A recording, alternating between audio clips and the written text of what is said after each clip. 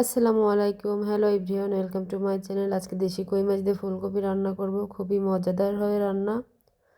তো প্রথমে মাছ কেটে ধুয়ে পরিষ্কার করে নিয়েছি, এদিকে ফুলকপিটাও ছোট ছোট করে কেটে নিয়েছি, দেখতেই পাচ্ছেন। এখন কড়াই গরম করে তেল দিয়ে দিলাম, দিয়ে দিচ্ছি পেঁয়াজ রসুন বাটা, একই সঙ্গে ব্লেন্ড করে নিয়েছি, দিয়ে দিচ্ছি স্বাদ মতো লবণ, হলুদের গুঁড়া, শুকনো মরিচের গুঁড়া, ধনিয়ার গুঁড়া, 5-6টা কাঁচামরিচ দিয়ে সুন্দর করে মশলাটা ভেজে নিয়েছি। এখন মাছগুলোকে কষিয়ে নিব, দিয়ে দিচ্ছি ফুলকপিগুলো, সুন্দর করে কষিয়ে নিব সবজিগুলো, সাথে কিছু পেঁয়াজের কলি দিয়ে দিলাম।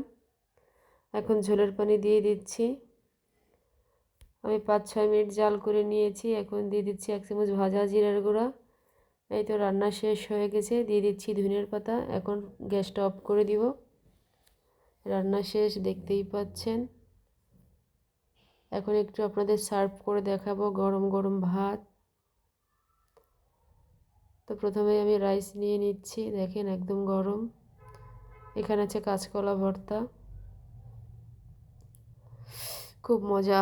এই যে শাক ভাজি আর বোম্বাই মরিচ, শাকের সাথে বোম্বাই মরিচ যে কী ভালো লাগে, আমি তো সেই পছন্দ করি। কে কে পছন্দ করেন অবশ্যই কমেন্ট করে জানাবেন। এখন মাছটা নিয়ে নিলাম, মাছটাও সেই স্বাদ হয়েছে মাশাআল্লাহ।